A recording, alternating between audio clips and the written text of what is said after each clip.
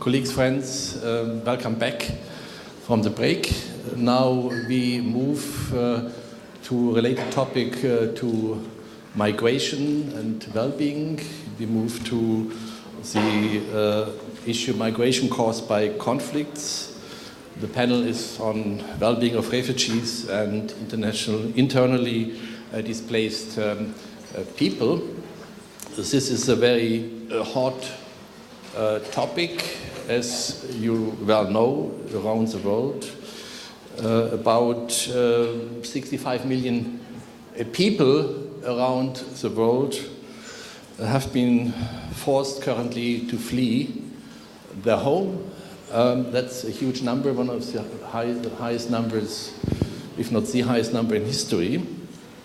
The overwhelming majority of that, about 40 million, are internally displaced people. That's against what often people think. They think the 5 people who have crossed the borders are already the iceberg. It's only the tip of the iceberg, but about 20, so to speak, million, more than 20 million are internationally displaced and seek a home. Now we have to realize that this kind of mobility is not only a challenge for the people involved, for their well-being, for economic prosperity, for their welfare, but it's also not only a challenge for all of us in the world who care, but also for us who think about the welfare of the globe, so to speak, our societies. And because the loss of people in productive environments also is losses for the societies who are receiving migrants, forced migrants, or who are involved with conflict. This is all. So we in general, we should face that issue. It's often ignored that people, okay, we have to spend maybe money on refugees, forced refugees. That is bad, and it losses of money. But well, it's also about functioning of economies, and it's not a zero-sum game. The economy, we have to realize. So if the world is not developing well, it also affects developed societies who are not even directly involved. So it's a global loss which we have to face. Now, it's clear that also the Ukraine is involved with forced migration. We have a big debate all over Europe, of course. In particular, I'm from Germany, and my country is debating that we are receiving 2/3 of everything what comes to Europe. I still argue these are small numbers, even for Germany, and those countries who are upset about 5 or 10 refugees crossing the border are not dealing with the problem well, but reality in societies is different, so we have to understand. So the Ukraine, as I understand, is not the real objective or the aim of forced migrants. Not so many are in this country, but however, as a transition country, the Ukraine plays a very important role, and we will be on this issue. Now, I'm very happy to have a very distinguished group of people. I will introduce to you now in a second. We will hope on this distinguished panel, and I congratulate the organizers, in particular Olga Kupitz, for helping preparing this panel. We will talk about a number of interesting topics. What are refugees, asylum seekers, and internally displaced people? What is the situation in the countries where they arrive, in particular now here in the Ukraine? We have the Ukrainian experts here. What are the socio-economic impacts of displacement in this country and in other transition countries? And what can we do? What are the main actors?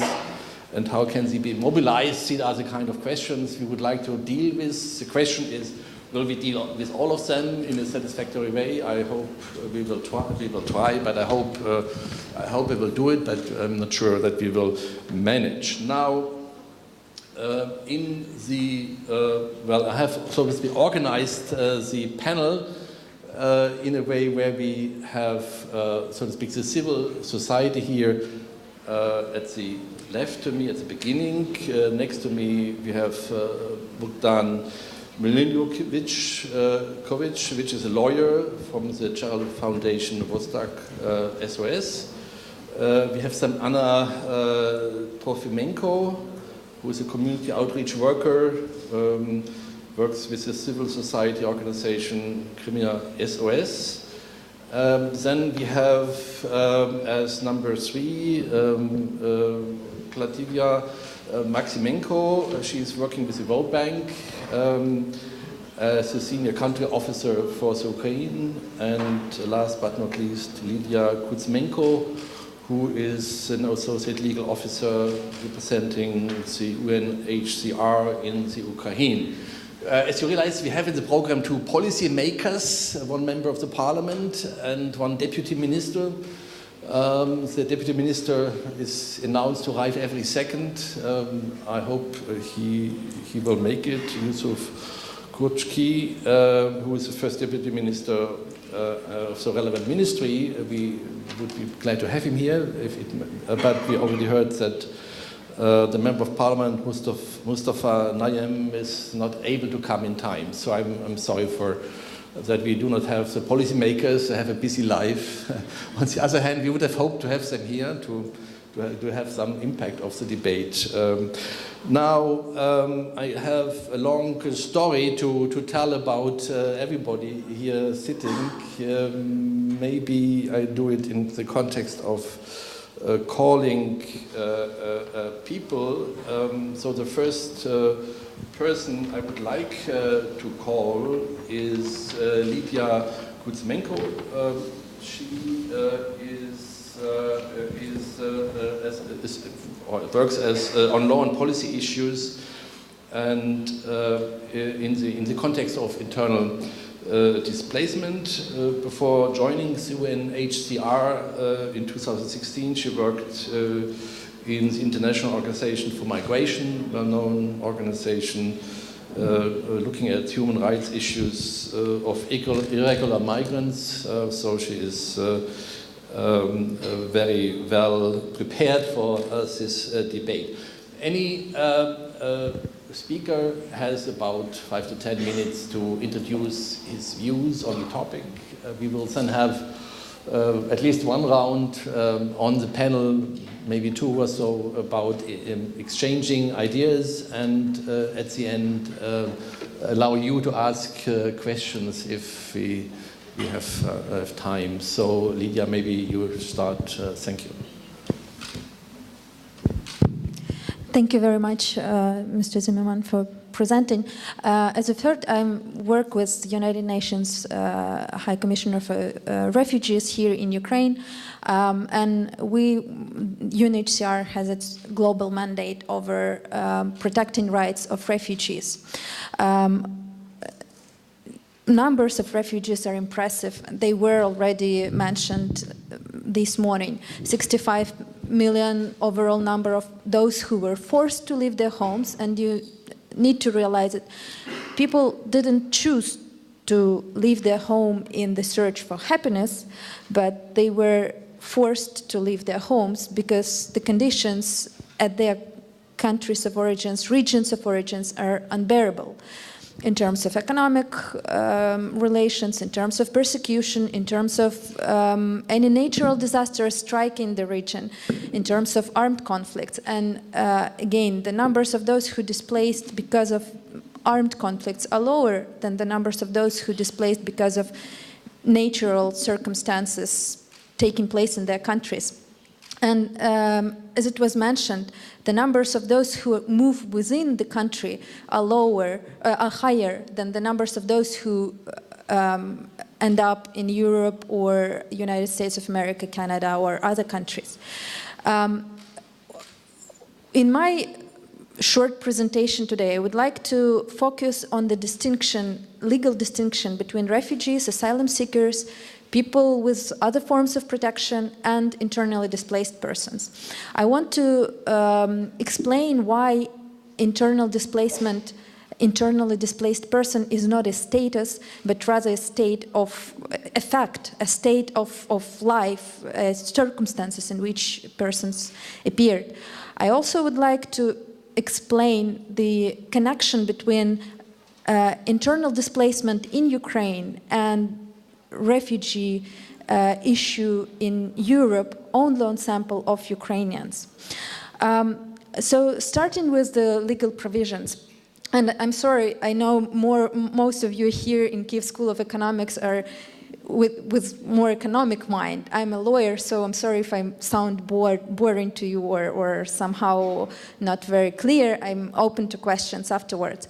So on the legal part of the issue, in 1951, the states signed the convention, which identified really very limited number of cases in which person can be granted a legal status of refugee in some country, not in its country of origin, but in some foreign country. And if you try to remember what happened before 1951, you would realize why that was needed. For example, there were so many Soviet prisoners of war in Germany, in Poland, in other countries who feared to return to the Soviet Union, and vice versa. There also were a lot of Germans abroad who feared to return to their country because of different reasons. It seemed that the issue would be small. Okay, when the global society would be able to overcome certain types of persecution because of ideology, because of ethnic or nationality, the organization which I represent today, 65 years later, would cease its functions and the world will be a happy place to live. But it turned out that even in 2002, the world still had so many people who feared to return to their countries of origin because of persecution, because of fear for their lives, because of being too radical of a change for their own society. So they had to be an agent of change in new hosting societies, in new countries. So since 2003, UNHCR has its mandate forever, not limited in time, unlike previously. But the world evolved, wars were prohibited, but people kept finding themselves in circumstances when arms were used against each other. So many were leaving their countries not because their government was persecuting them for views or ideas or belonging to some religious group, but they were leaving because of fear for their lives, because of violence, widespread human rights abuses, because of armed conflicts, hostilities. So, and many of them moved not only inside their country, but they just appeared in other countries. They were forced to cross the borders in irregular manner. They, in many cases, cannot be considered economic migrants and look for straight ahead, look for jobs and start integrating. They need some type of protection. So states decided that, okay, we can't send these people back. Our society globally accepts human life as the highest value. So we can't, these irregularly crossing border migrants send back to the place where their lives would be taken away. So many countries came up with different types of solutions. There is no globally unified, universal approach to that, and there is something called complementary protection. Unlike refugee status, this status is temporary, and it is provided for the time while the war exists, while there are human rights abuses and other types of circumstances, man-made circumstances, which force people to leave their countries of origin. But there are also asylum seekers. Asylum seekers are those who didn't get protection yet. They don't know who they are. Are they individually persecuted? Are they, or not, they do know, but the government who accepts them, who hosts them, they don't know, are they individually persecuted? Are there reasons described in the convention and then settled in the legislation? Or do they, are they with this larger group which needs protection as in general? And so asylum seeker is a person who said, okay, I need your protection state, whichever, Ukraine, Poland, Germany, Sweden, Switzerland, United States, Canada, whichever government, I need your protection. And the government keeps deciding, okay, this person would be under complementary protection, and this person is a leader in its community, in his or her community. He is an opinion maker, and he was trying to somehow address the issue in his country. So he is individually persecuted, we'll give him a refugee status. And if you look at the statistics, those who have complementary protection are a larger group than those who have refugee status. So there is legal distinction. When we speak in media about those people, we usually say refugees. We don't use all these legal terms. These are good in courtrooms, in migration services, in discussions within international organizations, or some specific forum where this language is necessary to adopt. However, in media and in public discussions, we shouldn't mix refugees and IDPs. And when you hear about Ukrainian refugees, I would immediately start thinking about those who are in Poland, in Germany, not about those who moved from Donetsk, Lugansk, or Simferopol to Poltava, Kremenchuk, or Kiev. And the reason why is because of legal distinctions. IDPs and refugees may fear the same things and may live because of similar circumstances, but they seek protection in different circumstances. So if I could use you as agents of change, whenever you hear in public discussions, even with your relatives, try to tell them that internal displacement and refugees are different things, because for IDPs, the state where they moved is the primary bearer of responsibility. Ukraine is responsible for its own people until they are on its territory. Ukraine is also responsible for its people outside of its borders, unless these people ask for asylum and say directly to the hosting government, I fear protection of that state. I don't want protection of that state. Please provide me with your protection. And when we come into Ukrainian refugees abroad, you've heard, I'm sure most of you heard so many pieces of news that actually Ukrainians preferred to move abroad, those who were forced to move the conflict-affected territories of Donbass or temporarily occupied territories of Crimea. You've heard many of them didn't want protection of Ukraine. But if we compare the numbers, it would appear that no, in fact, most have remained in Ukraine. The latest figures of registered internally displaced persons in Ukraine are available always at the Ministry of Social Policy webpage, and those are close to 1.6 million individuals as of 11th of September. These are registered. And those who works in the area of internal displacement know that this number is larger than the actual displacement because the government tends to register everyone to whom it provides assistance, and many people who permanently reside beyond the line of contact at the territories that government does not control temporarily sometimes are forced to register as IDPs in order to get to certain types of assistance, for example, pensions or other social benefits. So UN assesses these figures, estimates these figures approximately around 1 million, not 1.6, but approximately 1 million. There are no exact number.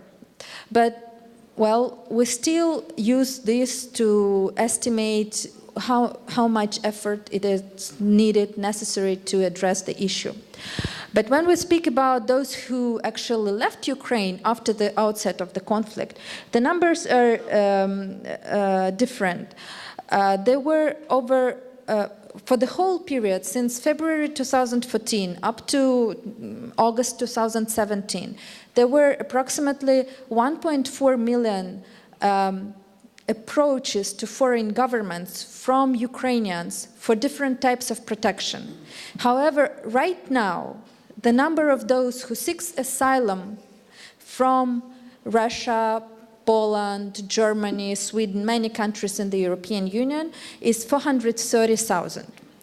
And out of those, 55,000 are in the European Union. Germany, Italy, Spain, and Poland hosting the largest numbers. If you look at the data of these Ukrainians applying for asylum, you would be surprised how many applied in 2015. And I've read one small research conducted in Poland on that, and the authors presumed that actually many of those who turned for asylum thought that they can use this form of legalization, regularization in Poland, like on the wave of the conflict, on the wave of uncertainty. But in fact, they never were fit for asylum. They were students, they were irregular migrants working in different types of enterprises or in black market. They were nannies and categories of people who actually never knew war and never left those territories because of persecution. And those people usually get rejection in their asylum application. This means that they would be asked to leave the territory. And the numbers of those who applied for asylum in 2016 dropped significantly after people saw how many rejections they get, and that actually they didn't want to, but they demonstrated to the government their illegal stay on the territory of this state. They didn't mean to.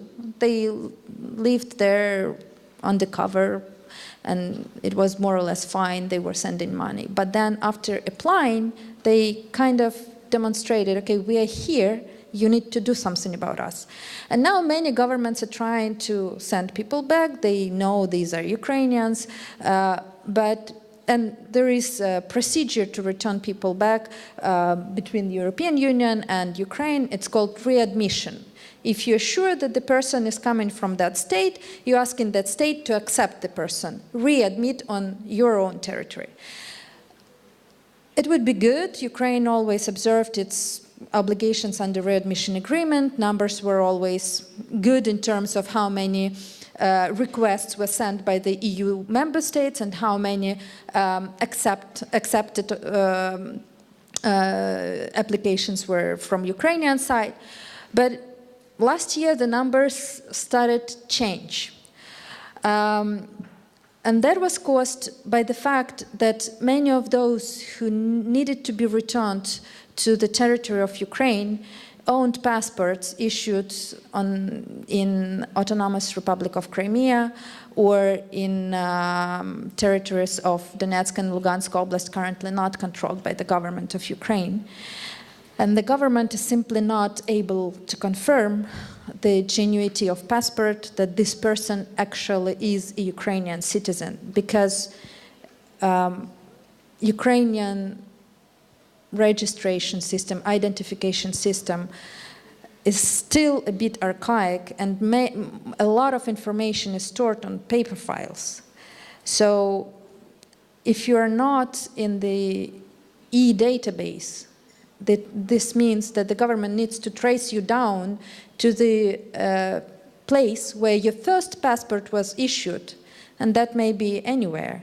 And that means if they can't trace you down there, they can't prove you are a Ukrainian citizen and your passport is not fake. And until the government works on the mechanism how to prove to itself that these people are its own citizens, those people remain in the European Union in kind of situation of low gravity. They're not there, they can't regularize there, they can't work, they're kind of unwanted there, and there's everything that governments of European states want to do to return them back, but they're not accepted here because the government is not sure how to prove their identity. And that's, I mean, it's maybe the numbers are not that scary. Those are, over last year, there were 336 rejections. Over this year, 6 months of this year, there were 201 rejections. So less than 600 people in a year and a half. But in UNHCR, our motto is even one person without a hope is too much.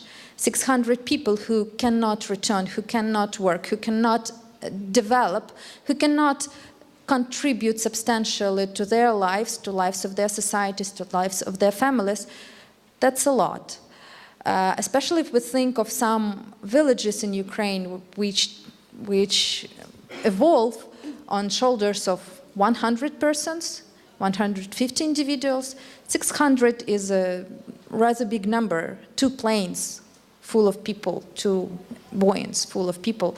So those who, and those are not like kids under 15 or elderly above 60. Those are people capable of working and meaningfully contributing to the development of the society. So this is the issue that kind of connects refugee and asylum-seeking systems with internal displacement. When returning back to Ukraine, most likely these people would be registered as internally displaced because they originate from regions which covered by that legislation. So that's only one little piece of problems that the government faces in its work with internally displaced individuals. There are many more, and my colleagues here would elaborate on them much more and deeper than I did. Thank you.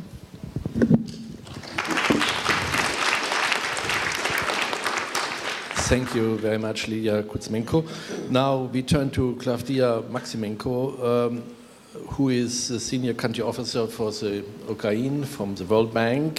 She has a long experience, about 17 years in the development area, mainly focusing in social sectors and citizen engagement.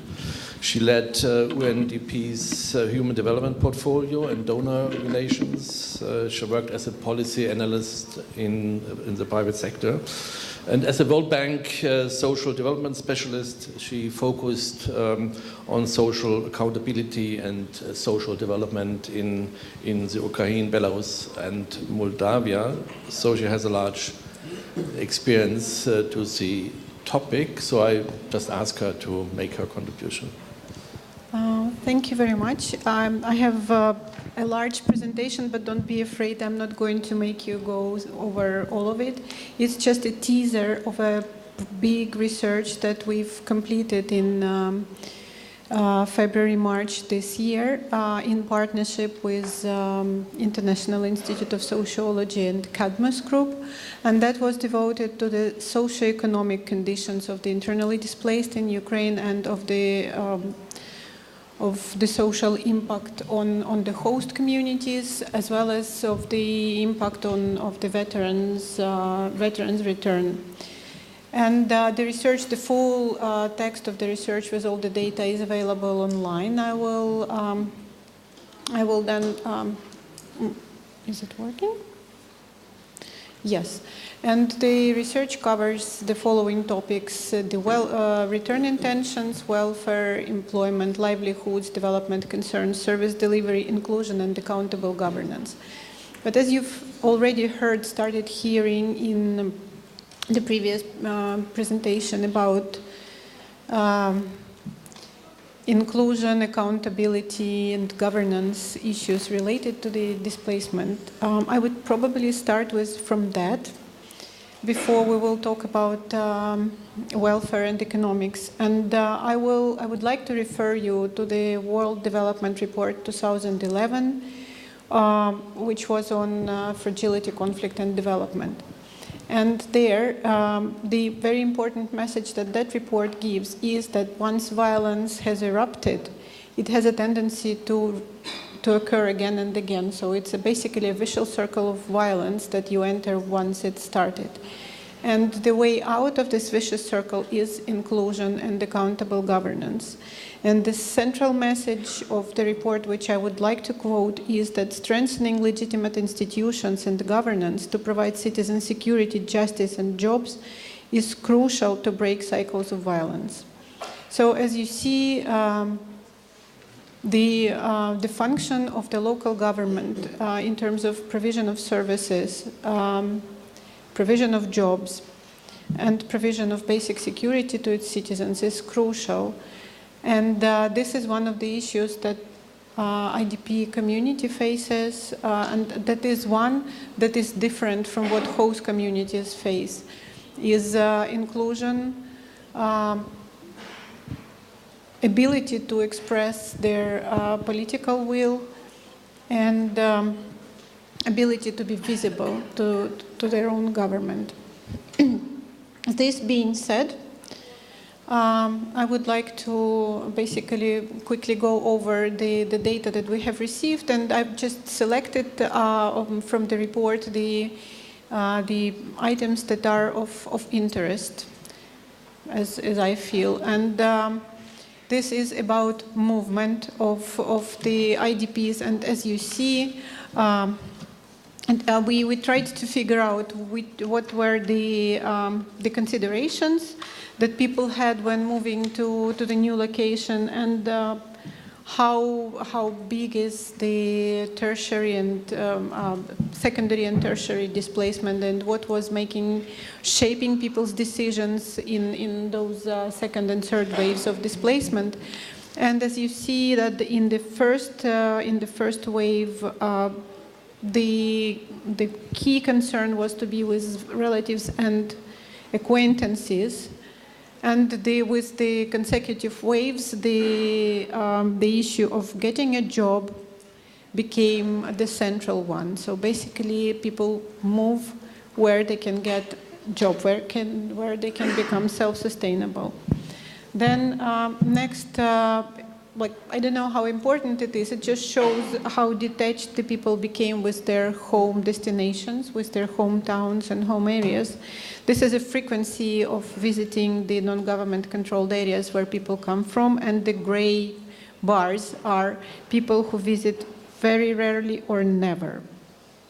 So you see that, and the frequency of the visits, or those who visit frequently, visit because of the need to take care of the property or of the relatives who could not move. So it's not because they feel nostalgic or kind of cannot take it here. It's because there are needs that bring people back home. And an interesting one on return intentions is also very, very telling.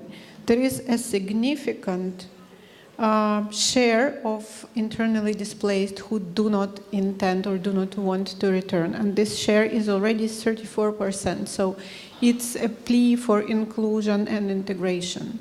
We should stop viewing people as being here temporary or looking for temporary solutions for them. These are the people who come here to stay, wherever they are, come to the new places of residence to stay, and this is one of the responsibilities of the state to make this stay appropriate, in accordance with the rights that every citizen of Ukraine has. Then we also, in addition to having a quantitative research covering about 2,000 hosts and 2,000 IDPs, we had a number of focus groups trying to also unpack some of the issues that we see prominent from the quantitative research. And we asked people what would be the condition for them to come back. And it is a very significant number of people who say that it's not enough for the security to be restored. It's not enough for the access to the home areas to be restored. They want economic opportunities in their home areas to be restored as well. And I think that in the interest of time, I'll skip a little bit these sources of income and welfare because they deserve like very detailed discussion. Who's interested could look at that in the report. But we will look at the employment and livelihoods.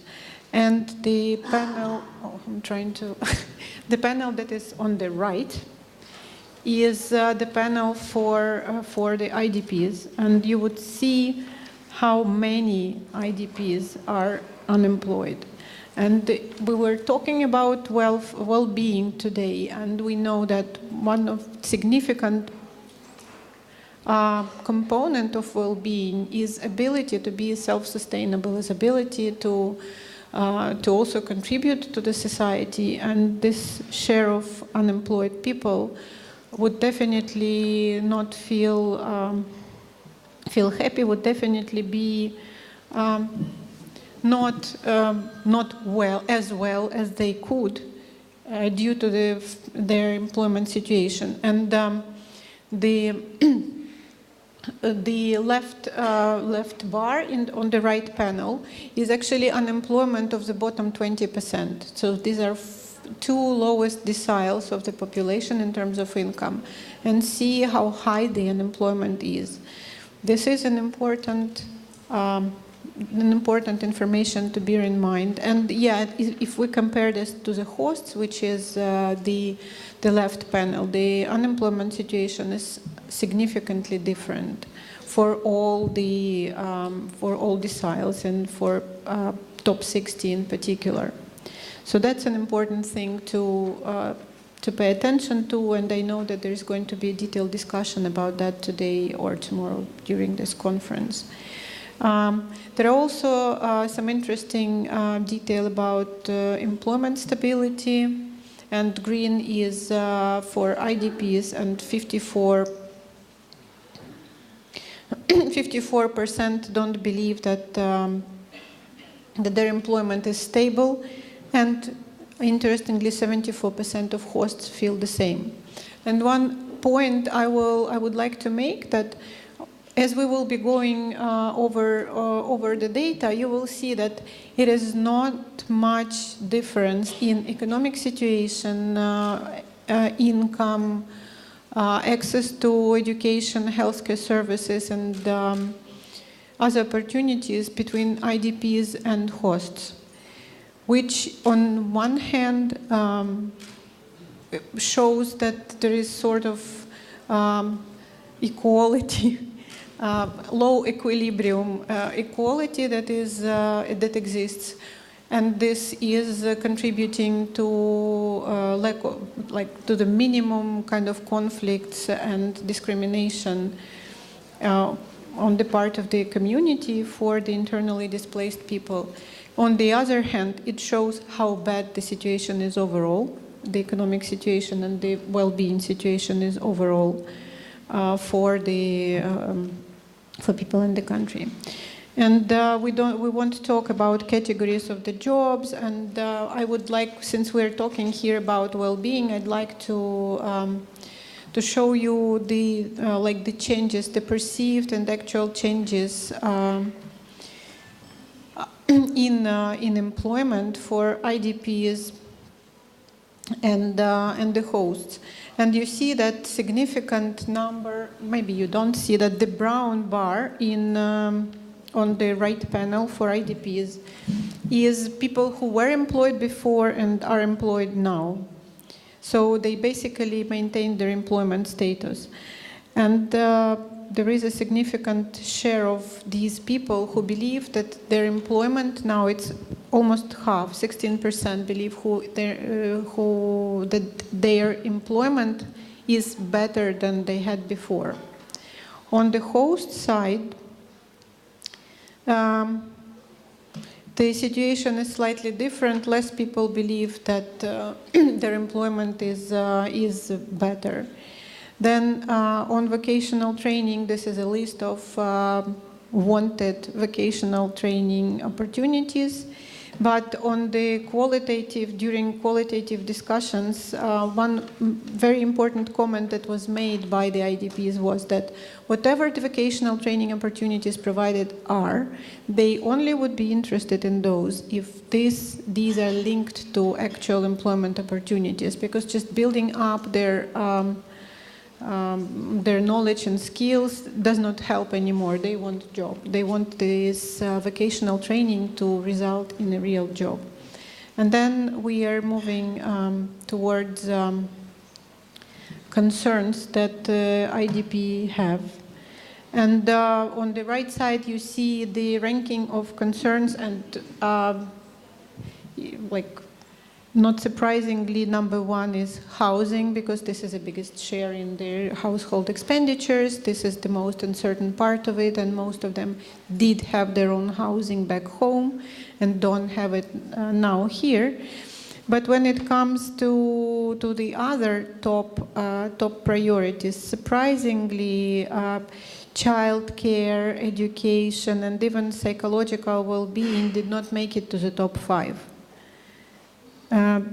Top 5 are purely based on the income opportunities, because when you unpack the healthcare, for example, which is number 2, the biggest concern is not access, is cost. And then the third one is buying necessities, and the fourth one is social benefits, and here it's both access and size. And then employment as the source of income. And then the concerns of the hosts, if you deduct from there the housing, which is not a big concern, are pretty much the same. Then what I would like to bring your attention to is service delivery, and that both hosts and IDPs assess services delivered to them pretty moderately. So the highest access to humanitarian aid, which is not provided by the state, of course, and public transportation, are still not making it to 4. And the lowest, affordable food and access to housing, placement and employment opportunities are even less than 3. So, and the hosts assess this service pretty much in the same way. And in the report, you could also find the suggestions from both host communities and IDPs on what can be done or what actions they would see on behalf of the service providers to improve those services. Again, I would not spend time now on this. And then on equality and equal access to services, significant share of IDPs believe that they have equal access to service, like the access to services same as hosts do.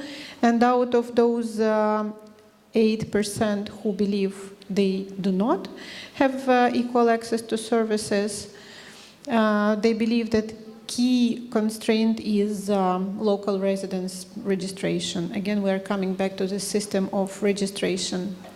And then something that brings us to the message with which I started on the governance, legitimacy of the institutions and services provision. You see the attitude towards local and national authorities, both by the hosts and IDPs. Nobody made it even to 3. Nobody. And the lowest ranking is national level authorities. This shows the fundamental crisis of legitimacy, which is very dangerous in a fragile situation like we have in Ukraine. And the even worse is when we start speaking about attention of the authorities to people's concerns. Both hosts and IDPs believe that nobody cares. Like only 24% of hosts believe that city mayors and village authorities have any interest towards their concerns. Then on the national authorities, very low percentage of IDPs and hosts believe, and actually hosts are even less kind of hopeful than IDPs. So we do look here at the very low level of trust and low level of interaction with the local authorities and with the central authorities. And this is something that that requires attention, and it is also affecting people's well-being, because if you believe that the government that is entrusted to protect your rights and to basically rule your life is taking no interest in your concerns, then you feel fundamentally unprotected and left alone. And on the inclusion, the picture is not that bad, and actually the belief of IDPs is that they are not excluded. They are just not integrated, and again, mostly because of the lack of registration and lack of access to formal residence.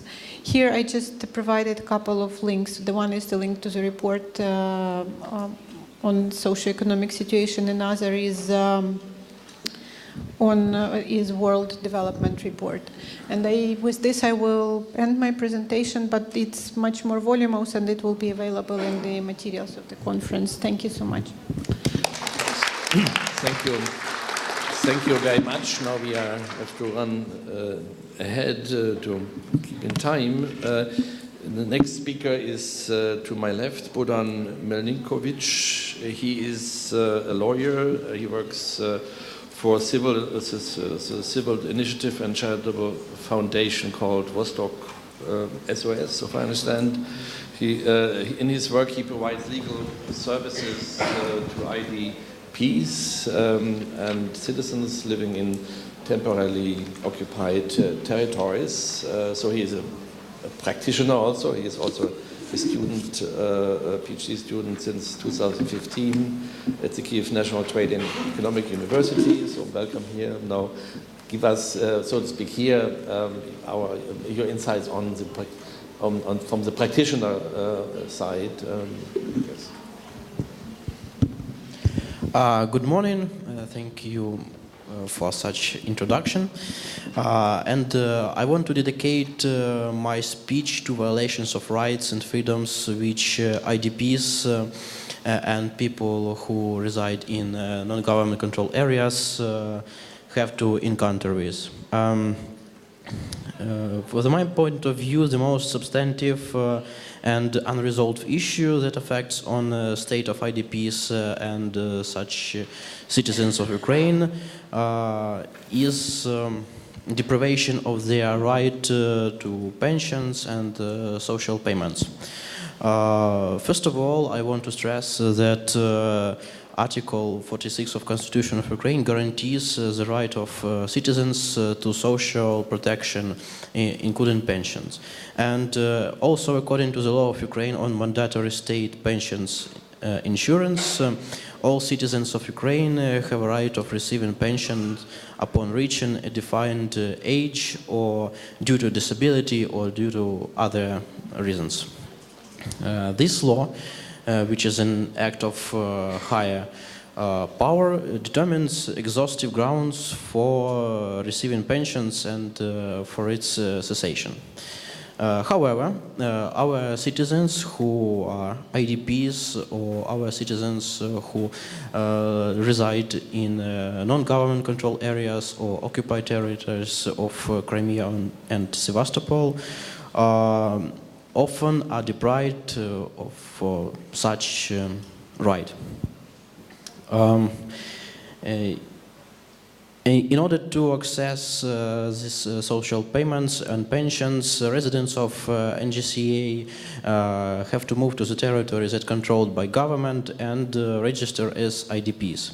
And this requirement forced many people to register as internally displaced persons, but in practice they constantly live in uncontrolled territories, so-called. And this practice means that many people have constantly moved from NGCA to GCA. For example, in Lugansk Oblast, we have 300,000 IDPs, from which 200,000 are pensioners.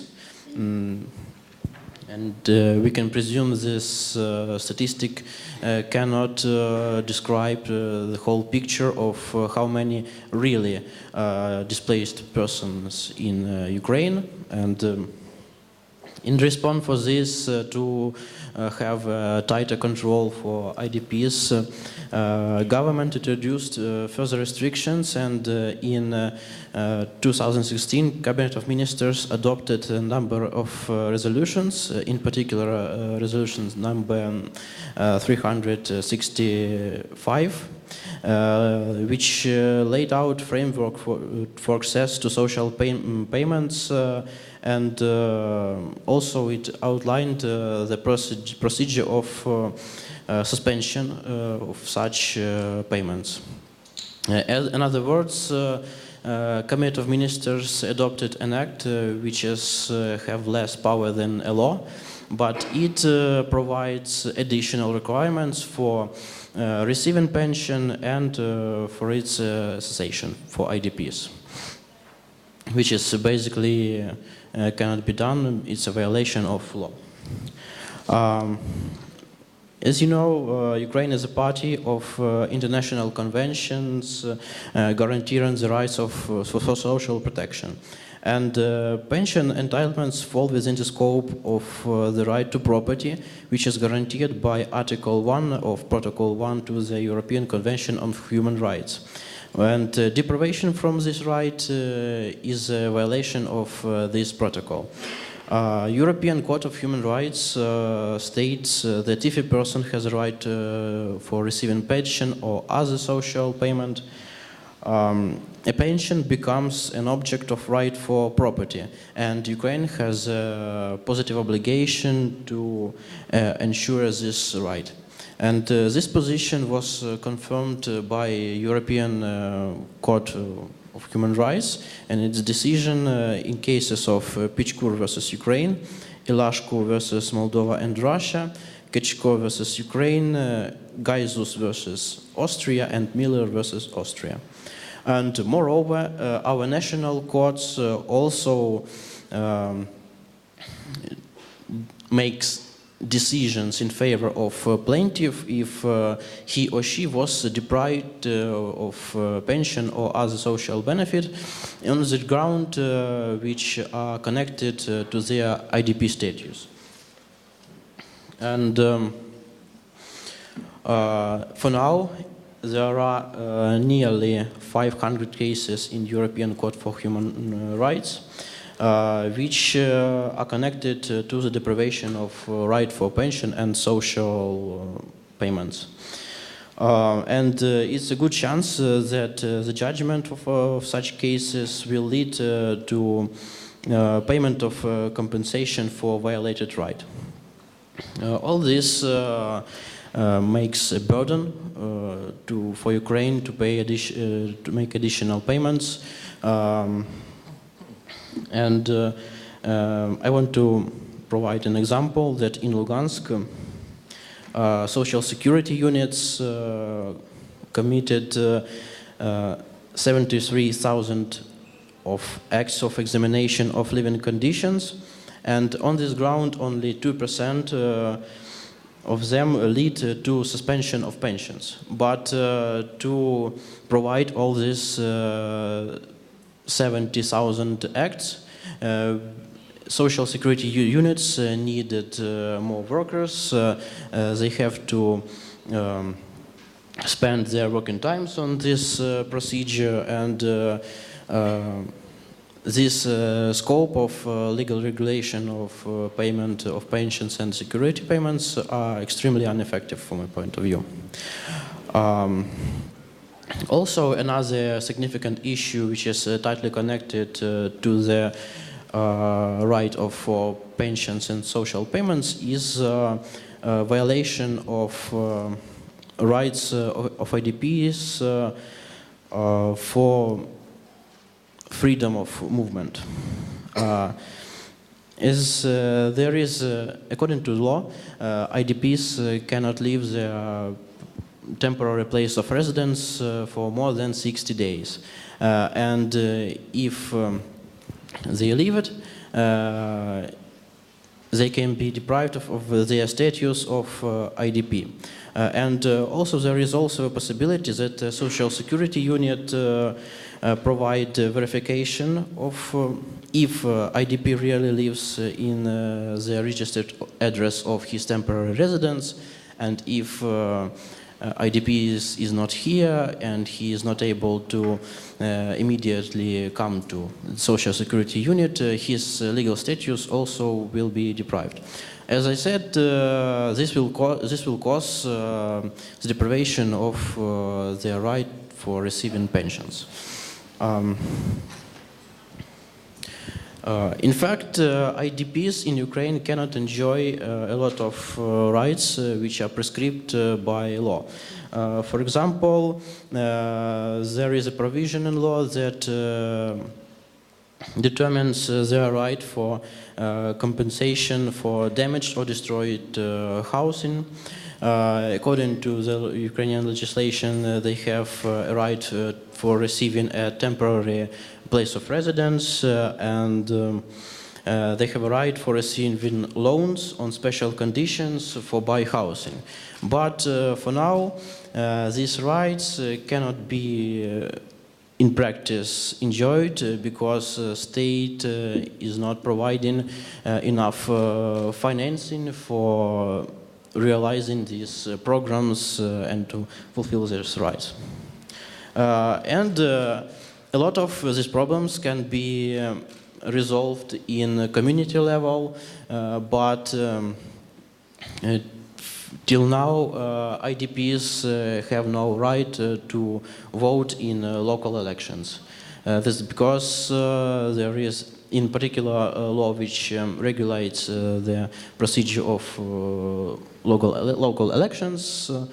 There is an article which provides that only those citizens can vote in local elections who have registered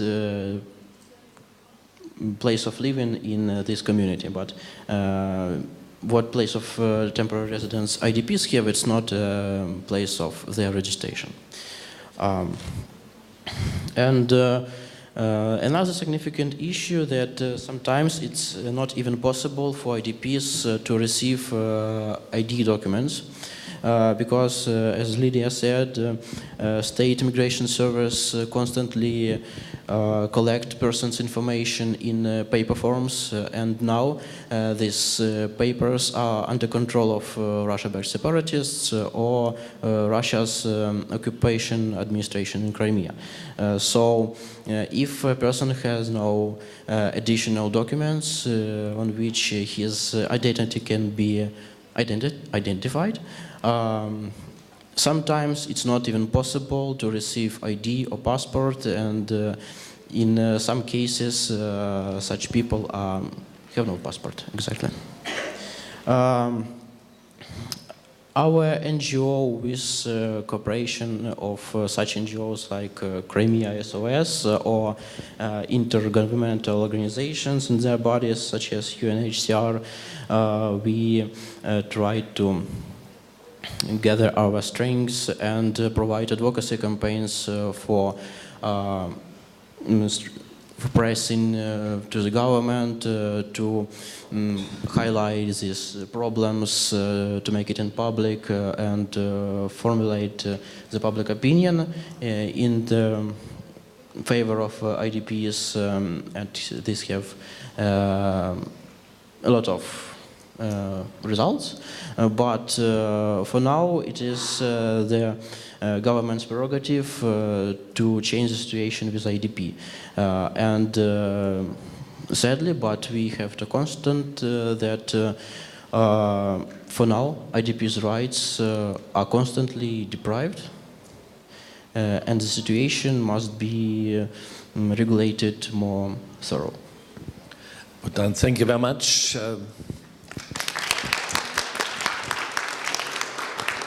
We are late in time, but I don't press you. It's important to hear you as a practitioner in particular. You were, Anna Trofimenko, you were first working as a manager in the hotel business, I've heard. Like this. Like this one, yes. So you're know well what's going on here in this hotel, but you have done something what is maybe even much more important for the life of your life and the life of others in particular. You work as a social worker and community outreach worker. You communicate with civil society organizations and activists, but you help people in their concrete life conditions. You organize training courses and career guidance activities and so on. So that is very, very important for the central theme we have here also at the conference, namely that people have to find jobs at the end to get to earn their living. So please give us your insights. Thank you. At first, at the beginning, I would like to greet everyone in this hall. I'm really happy to see that so many people are interested in one and the same aim, to build a solid society, a united one, directed at mutual cooperation and common support. Thank you. Thank you to you.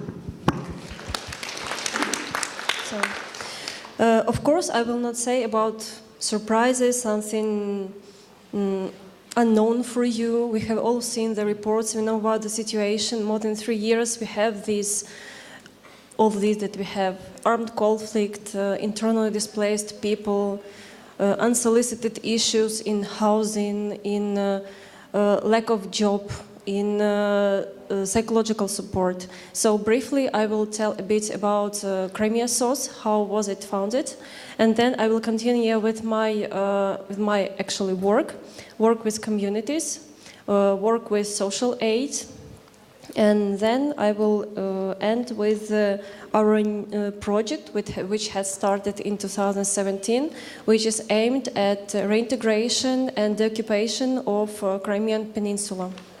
So, our organization was set up on February 27th on 2014, first as a volunteer initiative of only 3 people.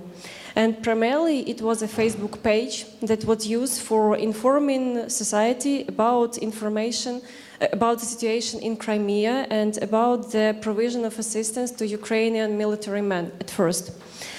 Then, since 2014, we have a bit expanded our activities because due to beginning of armed conflict at the east of Ukraine, appeared a lot of people that needed support, needed care, needed informational support first of all. So in July 2014, we have become an implementing partner of UNHCR in Ukraine, and as of now we implement a lot of projects aimed at supporting conflict-affected population, including IDPs and also residents of temporarily occupied territory of Crimea. So how do we contribute to the situation that we have?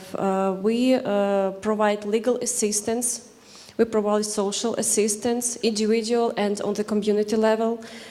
We provide advocacy on different levels, and also we take care about information campaigns about what's going on in Ukraine. It's important, we believe, to make it known in Ukraine and abroad too.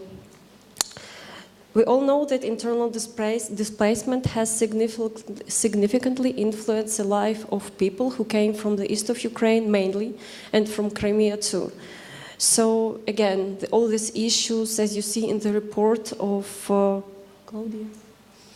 So the main issue is still, after 3 years of beginning of the conflict and displacement, start of displacements, is still housing, still employment issues, and lack of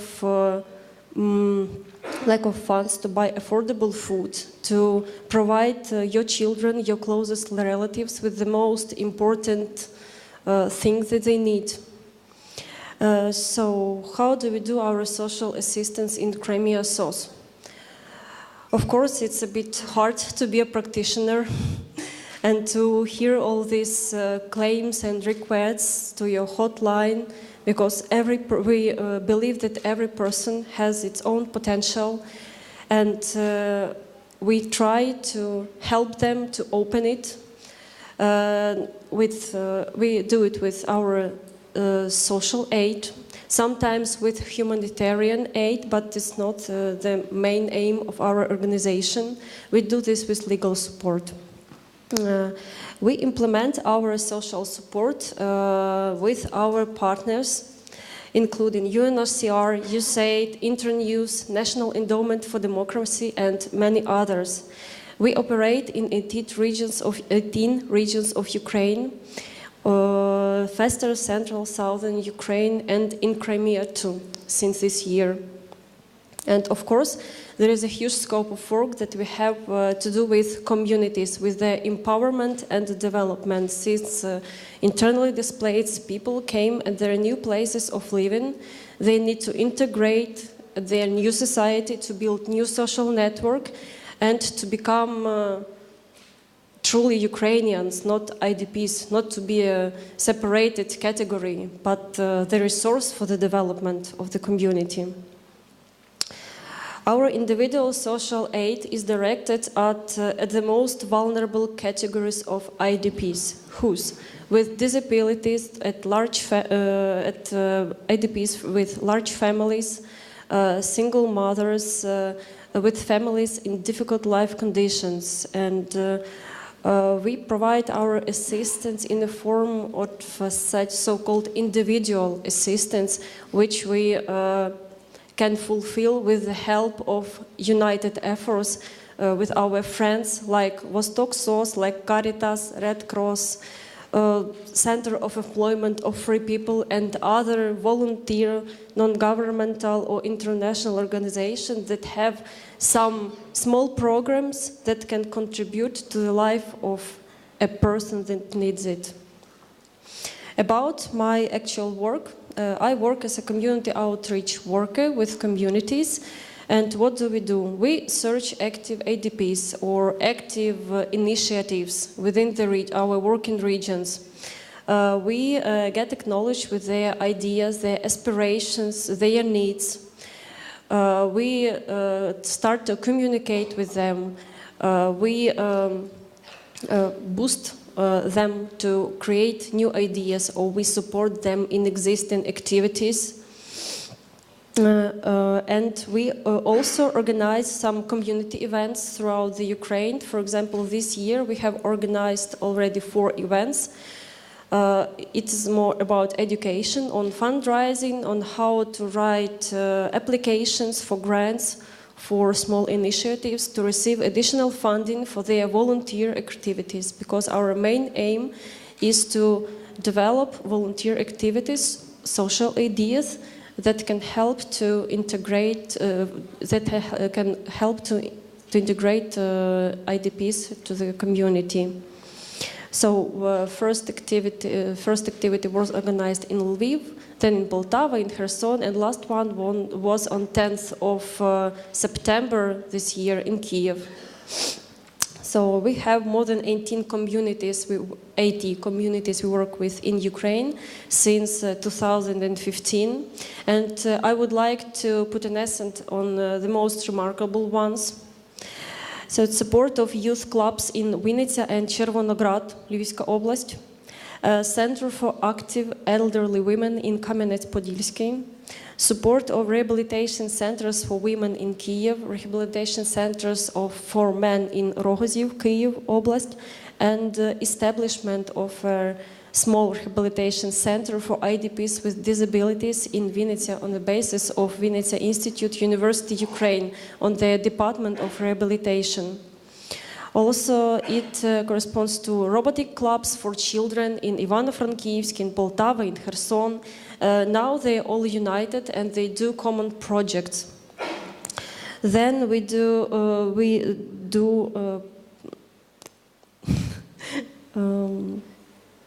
think that important is psychological rehabilitation, especially for children, and we would admit the project in Mezhigirya, where the psychological rehabilitation is done through yachting and active games for children from the most vulnerable categories of IDPs. So also organize educational events together with these supported initiatives.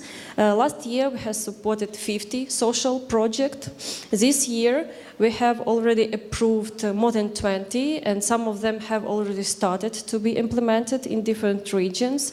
And what is more important for us, we try to organize our events, our educational and communicational events, so to let people know about each other, to share their contacts, share their experience, so they can create their common ideas and make, on a general level, everything better.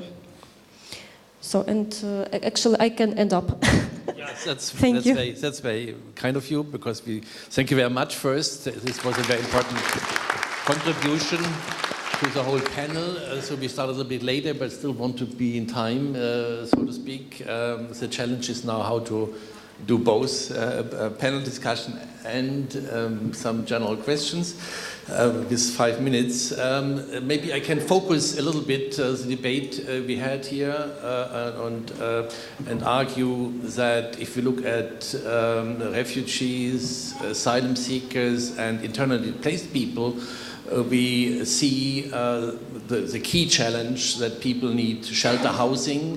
That's the same everywhere. And then, of course, financial help, sometimes transfers, but at best a job. Yes, so this is the key. These are the key priorities. There is not so much difference between what we coming from a country which receives lots of refugees and asylum seekers first. We have to state that we have the following challenge. If you arrive in a country and you're seeking help, you have to seek first refugee status. You are not a refugee. And if you are a refugee, then you are typically accepted refugees. Then, according to international law, you have all access to the labor market. And you have internal mobility. That's no longer within the country.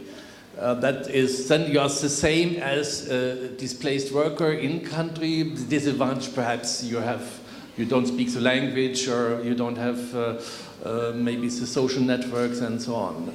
However, if you are asylum seeker, you have to file for it. It takes months often before you can file your application, and then it takes maybe not only months, maybe years sometimes before you get the status. And the regulations across the countries in the world, across Europe, but also here in the Ukraine, and the question is, what is it here? The question then is, at what time are you allowed to work? It's a tradition where you're not allowed to work until you get the refugee status. This means you hang around for a long time, you cannot prepare, and so on. So your chances become less and less good to be integrated. The policy across Europe has changed radically. So the idea nowadays is to allow access to work pretty early after you have filed asylum for asylum. This can be within a month. This can be within a few months. Only few European states, for instance, don't allow work before you nowadays. So that's, in my view, the right direction, as early as possible to get work. Now the question is then, well, how to get work? Yes, and that's where the internal discussion we have seen comes in. Now people typically run. This is with migration in general. So people move in social networks. So it's not surprising that in your list we have relatives and family and friends first. And that's maybe also not so bad, because often family and friends help to get a job. Yes, the question is, how much does this play a role here internally? I don't know. And this is also who is responsible for helping to get work? Are the institutions strong enough, the government institutions? Or you do need non-government organizations like you are working for to help. Maybe in Germany it's we are pretty well organized nowadays after the hard reforms to bring people to work if you're once allowed to be helped, which is when you are have the asylum status. The question is, what is it here, maybe internally? Maybe one quick, but only 1 or 2 sentences of you, if you want, to comment more on the issue, what is the most effective way here in the Ukraine to bring displaced worker into jobs, according to your experience? Maybe just in the same sequence we have just heard, maybe 1 or 2 sentences if you want. You don't have to, but just if you want.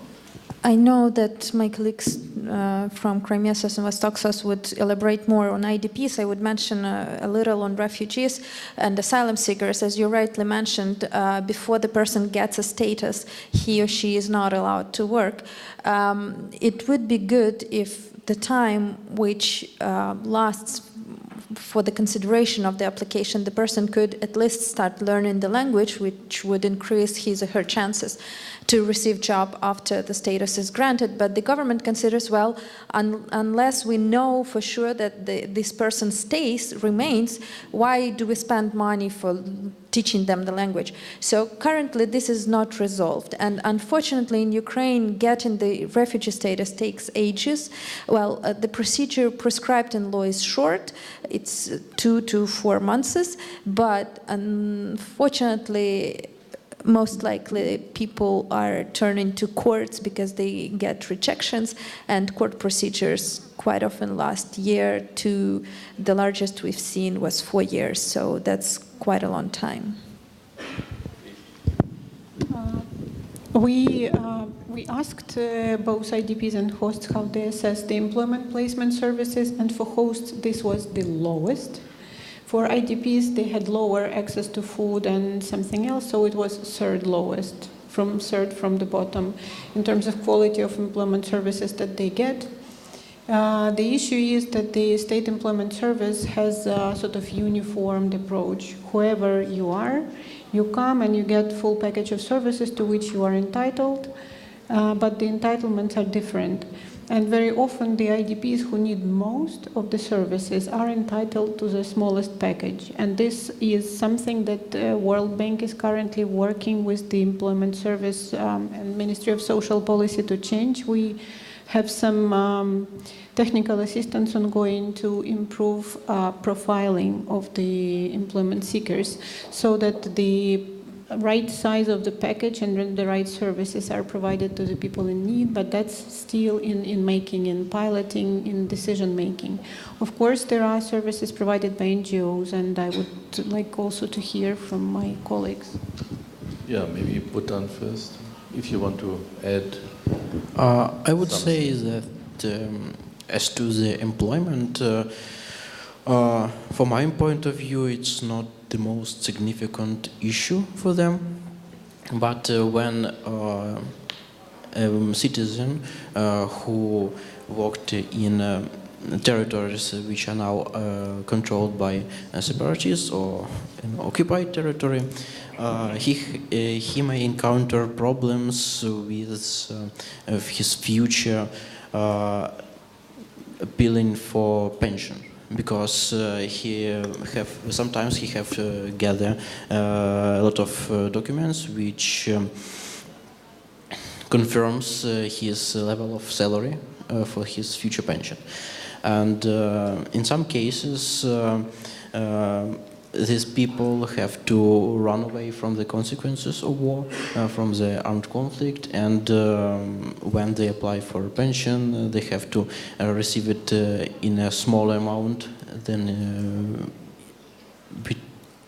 they can get, because they have no access for these documents, and in some cases their places of work stopped their existence at all. Thank you very much, Anna. Yes, I would add just a bit. I would tell that the success in providing employment services, supporting employment for IDPs is again an individual approach, and of course it depends on the people or on the person which an IDP addresses. It may be either in state authorities like state employment services, or in a non-governmental organization, as it was done practically in our organization. There were different ways. First, we could transfer to Center of Employment of Free People. This non-governmental organization provides help with search of employment, and also they provide professional courses for those who has different experience and they need to study something new. And another way is to take this person, invite her or him to our office to make a resume and to start calling companies with relevant vacancies and to help the person to find the job that he needs until he finds. Thank you very much. As we have seen many questions, few final answers. So the question is: are the organizers allowing me to ask for 2 questions from the public, or okay, to add to the questions we have already? Hopefully, we have some answers. So I would like to share the 2 also questions to 2 sides. One and here. So please, yeah. Maybe you get one of these microphones. Thank you very much. My name is Serge Nagor. I'm from European Geopolitical Forum. My question deals with economic aspects. Thank you for your kind presentation by World Bank. And there is a huge transaction around the world by migrants. As you know, the big part of Ukrainian too.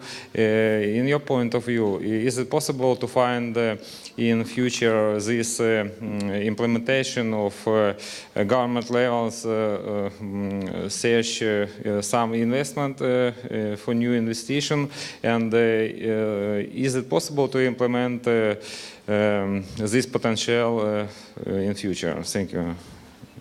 Just one more question that we can take it together. Olga, you wanted to say something? I will ask later.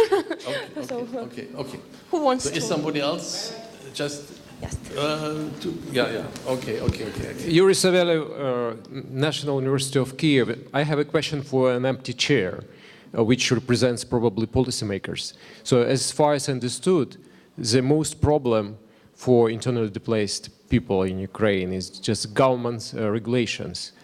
And just to make easier for people to integrate, to change this official registration system, let them get access to health services, etc. And what can we do with this? Okay, thank you. There was another question here behind, but we cannot collect too many. Can you make some notes? Three questions, and we go back here. Thank you very much for your presentation. Probably my question is to Ludmila, as she is a very profound lawyer. In Ukraine, we used the term eternal displacement person, and you work in the international organization. Is there any other countries which use this term in a situation like in Ukraine? Because refugees is well-known term. It's accepted, and we know the refugees could be inside of the country, outside the country. So, eternally displacement person. Is there any other cases in the world when they use this term, or is the only case when Ukraine this term? So, who volunteers to answer? Klavdiya, would you start?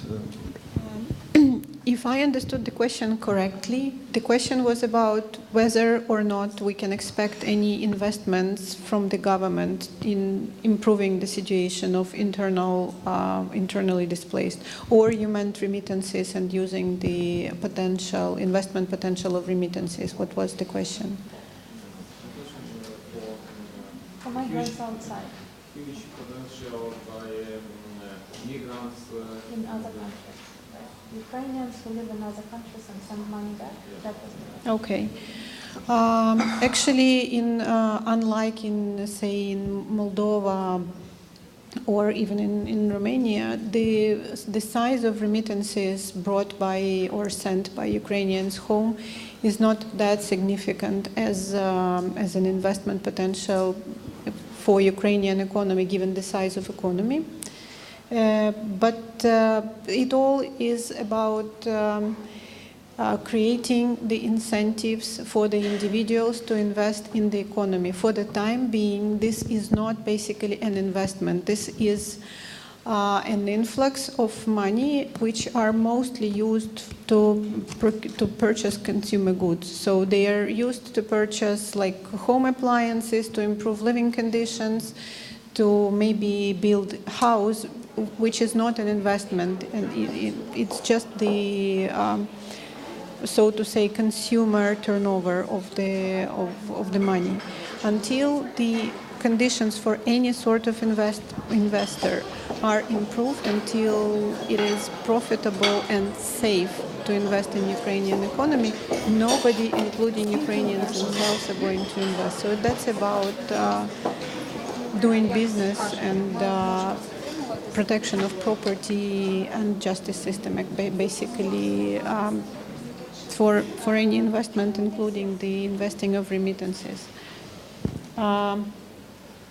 I just will name two other questions. The next one was how we don't see government here, and how do we improve their engagement and their interest to make sure that IDPs have access to services, including health services, for example, right? And the next one was to Ludmila. Well, I would start with the last question, which if IDP is a generally known term and is used in other countries, the simple answer is yes.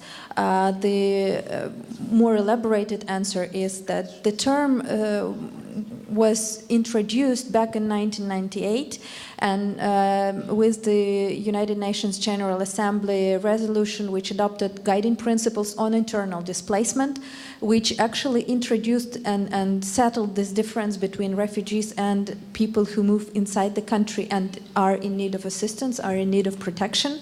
And this is actually the document where we can clearly see that IDP is not a status, but a set of needs which need to be accommodated within the borders of this state. And economic needs are the first to be accommodated after humanitarian immediate needs, because the whole point, and now I'm coming to the second question, the whole point of state policy towards internally displaced population is to make sure they are integrated. This is the final destination. This is the final goal. And unfortunately now we see that the government is not ready to acknowledge that first, displacement is not a short-term task to attend.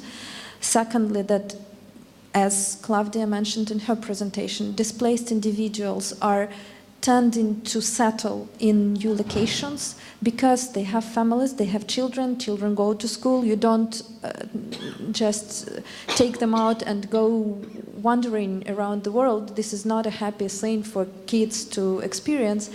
And then, and for people who found jobs and stuff like that. And unless government accepts this and starts working towards integration instead of working towards securitization inside of the country, not along the line of conflict, not at the borders, but inside of the country, our government is still focused on security rather than on development. And this is where we really need to expect and hope for the change of mindset. This is where we work actually jointly with the government. They are not here, but the representative who would be here would, I guess, say the same thing, that integration is the final goal of the state policy.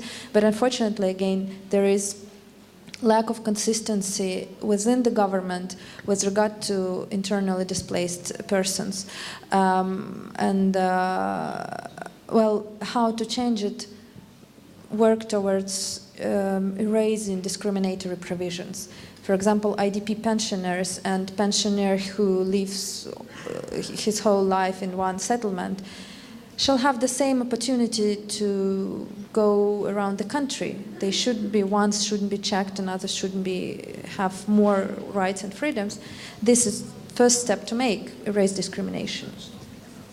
Yeah, thank you very much. I'm afraid we have answered the questions. We cannot have more ones. I'm sorry. We already much over time and need lunch. Thank you. Give a big applause to all the panel. Thank you very much. Thank you very much. I'm sorry, just a small announcement because we are running a little bit late. I would invite you during lunchtime, not let our speakers escape. If you have questions, please approach them and speak to them. I hope that you can stay with us for longer. After this session, this hall will be divided into two parts. This part, the right part, will continue on the discussion of migration, more academic research. 3 fantastic papers will be discussed here. And this part will be devoted to labor market and well-being. Another 3 very interesting papers. So please make your choices during the lunchtime, and well, I will welcome you back.